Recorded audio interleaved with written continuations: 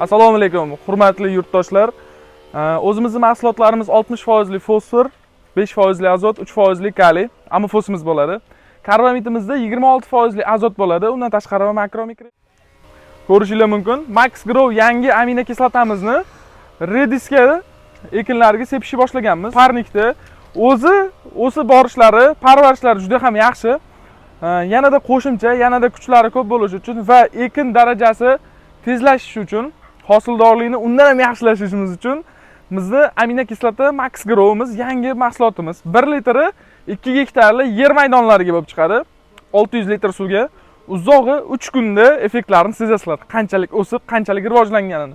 Buni O'zbekistonda ekiladigan, dunyo bo'ylab ekiladigan barcha ekin turlariga bemalol sepib ishlatsanglar bo'ladi. Effektlari juda ham yaxshi. Sinovlardan ancha yillar davomida o'tib kelganligi sababli endi sotuvga qo'yib boshladik. Bemalol reklamalarni boshlab sizlar uchun Max Grow mahsulotlar.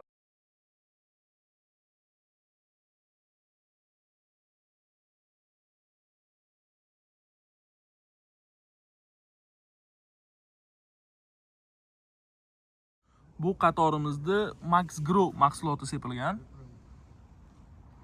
Bu qatorlarga sepilmagan.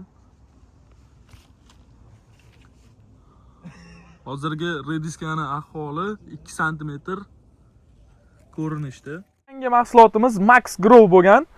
Mahsulotimizni aminokislota sepib effektlarini ko'rsatamiz.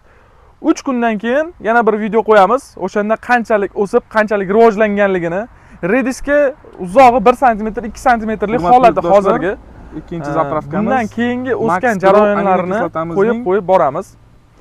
Zapravkasi. Sizlar bilan Agro.uz kanali